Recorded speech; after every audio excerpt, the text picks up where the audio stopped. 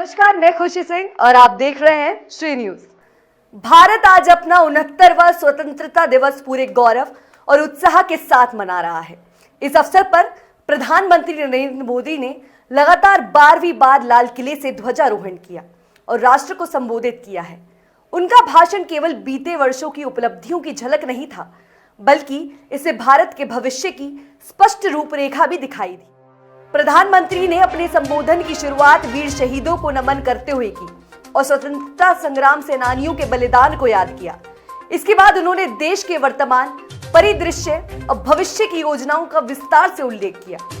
उन्होंने सबसे पहले ऑपरेशन सिंदूर का जिक्र किया, जो हाल ही में भारत की सेना द्वारा सफलतापूर्वक चलाया गया था। इस ऑपरेशन को प्रधानमंत्री ने भारत की रक्षा क्षमता और संकट के समय देशवासियों को सुरक्षित निकालने की प्रतिबद्धता का उदाहरण बताया।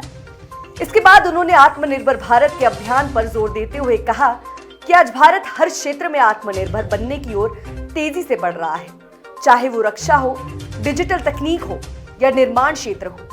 उन्होंने कहा कि आत्मनिर्भरता अब सिर्फ एक नारा नहीं, बल्कि हर भारतीय का संकल्प बन चुका है। प्रधानमंत्री ने जीएसटी में हाल ही में हुए सुधारों पर बात करते हुए कहा कि इन बदलावों से छोटे व्यापारियों को अधिक लाभ मिलेगा और टैक्स प्रणाली और अधिक पारदर्शी व सरल बनेगी। इससे भारत की अर्थव्यवस्था को मजबूती मिलेगी और भ्रष्टाचार पर लगाम कसी जा सकेगी। इसके अलावा उन्होंने भारत के तेजी से बढ़ते सेमीकंडक्टर निर्माण क्षेत्र का जिक्र करते हुए बताया कि भारत अब इस अत्यंत रणनीति तकनीकी क्षेत्र में आत्मनिर्भर बनने की दिशा में निर्णायक कदम उठा चुका है। सेमीकंडक्टर उत्पादन को लेकर देश में बड़े निवेश हो रहे हैं और ये आने वाले वर्षों में भारत को तकनीकी महाशक्ति बनने की नींव रखेगा। प्रधानमंत्री ने देशवासियों से ये भी कहा कि भारत को अब पुराने तरीकों और सीमित सोच से बाहर निकलकर विकसित भारत 2047 की दिशा में आगे बढ़ना है। उन्होंने बीते दशकों में हुई कुछ नीतिगत भूलों का भी उल्लेख किया और स्वीकार किया कि कई मौकों पर अवसरों को गंवा दिया गया, लेकिन अब देश नई सोच, नई ऊर्जा और नई नीति के साथ आगे बढ़ रहा है।